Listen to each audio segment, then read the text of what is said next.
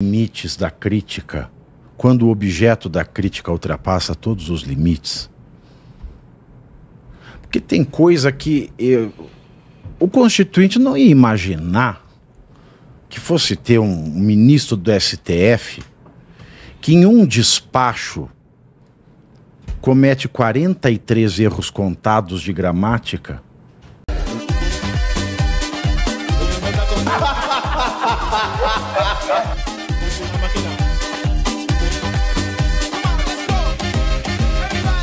Eu trouxe uma expressão que é muito pertinente para quem trabalha na imprensa, que são limites da crítica.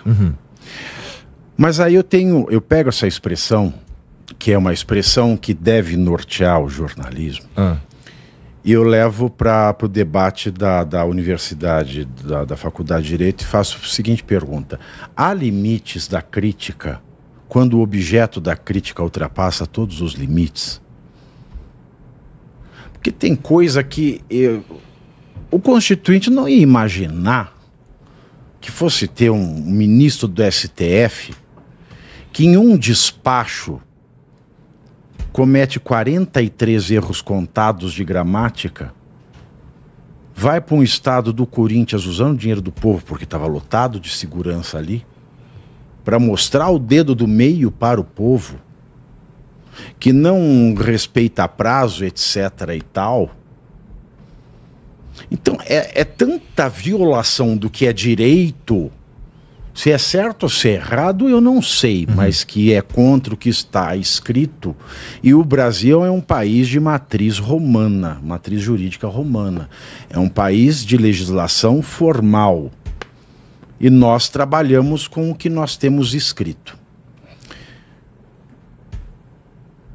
E eu vejo tanto isso se repetir, não é um deslize, é um festival. Então, assim, eu estou falando de sujeitos avacalhadores, eu estou falando de sujeitos que sequestraram o mais importante órgão do Poder Judiciário e estão fazendo bunda lelê ali já faz alguns anos.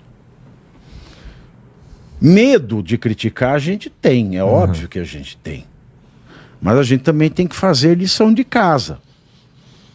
Porque não basta eu abrir o jornal e ficar irritado e falar o que me vem na cabeça. Eu tenho que acordar às 5 horas da manhã, às vezes 4h30.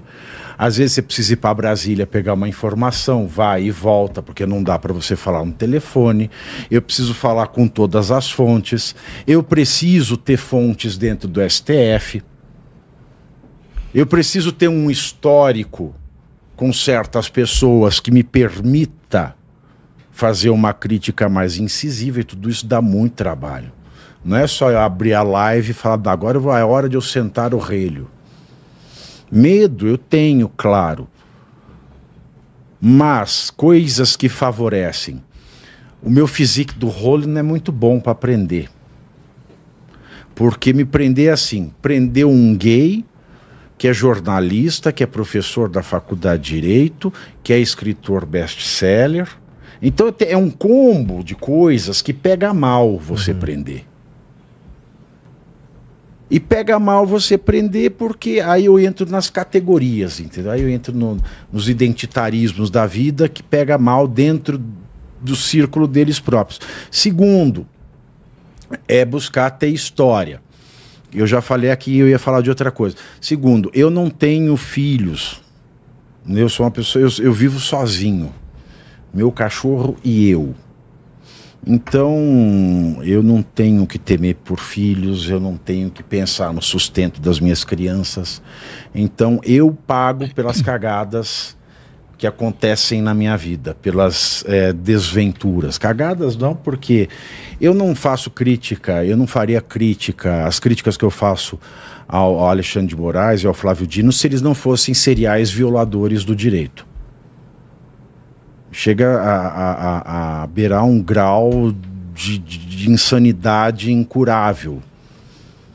O tanto que eles violam a Constituição e todo o sistema jurídico brasileiro, dia sim, outro também, às vezes, dando 14 seguidas.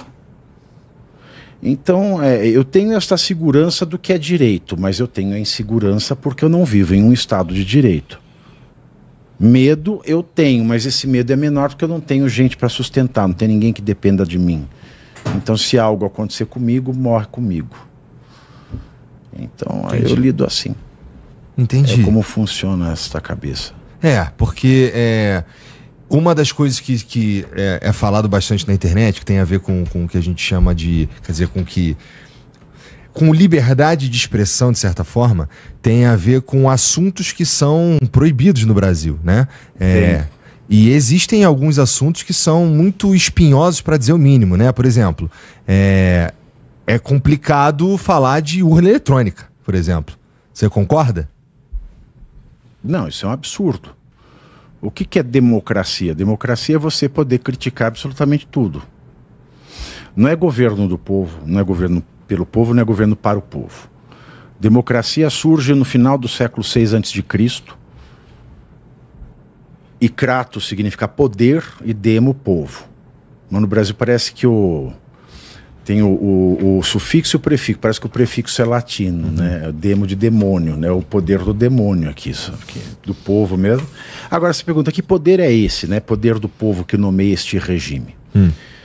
No mesmo século VI a.C., algumas décadas antes, o homem grego que enriqueceu-se e se tornou um aristocrata, sendo entreposto comercial marítimo, ele começou a ter contato com diversos povos de diversas crenças que davam diversas respostas às mesmas perguntas.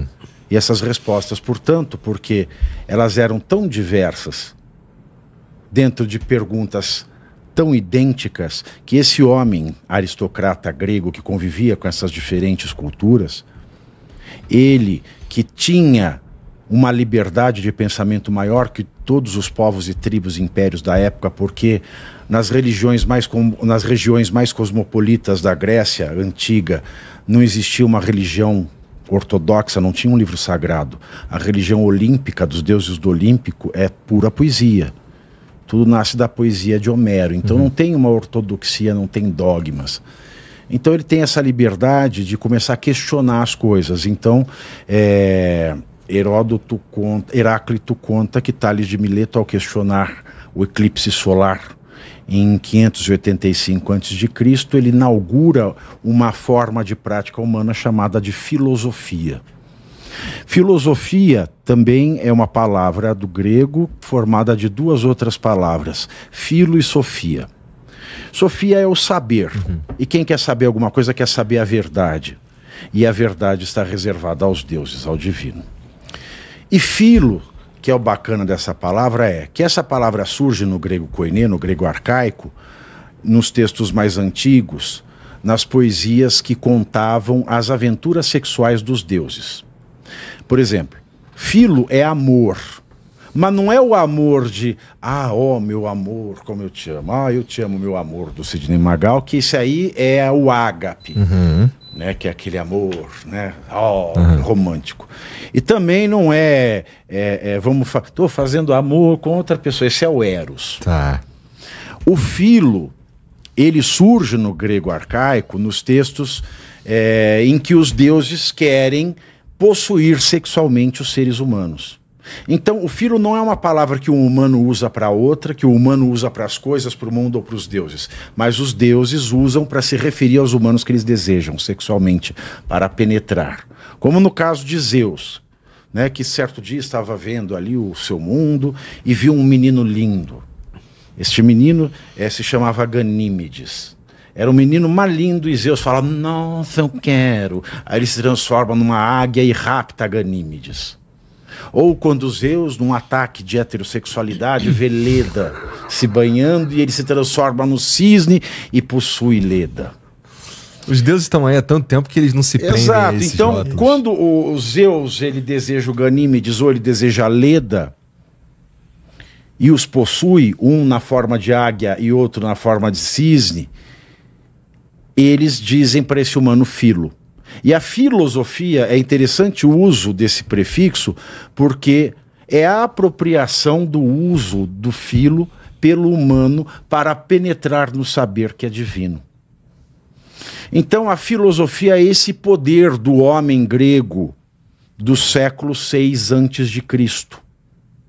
E a filosofia, ela é filha da crítica, do estranhamento, da contestação. A absolutamente tudo, a todas as coisas que podem ser questionadas. E a democracia, ela nomeia um regime que reconhece esse poder do homem grego do século VI a.C. ao povo. Então a democracia basicamente não é nem o voto. Ela é o poder de crítica, o poder de contestação, o poder de querer uma resposta lógica, uma resposta que seja demonstrável. E, portanto, quando vem uma proibição de se questionar um sistema eletrônico, isso é muito estranho. É muito estranho.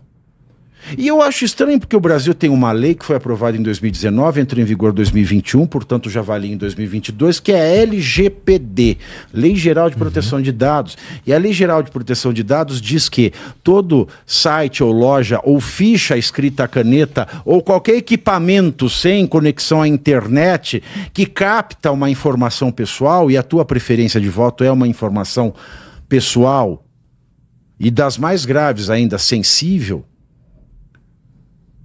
você, como fornecedor desse produto, como coletor desse dado, você tem a obrigação legal de explicar para todo mundo que vai colocar a sua informação ali, a sua preferência de voto, como é que o seu dado é processado, como é que o seu dado é tratado.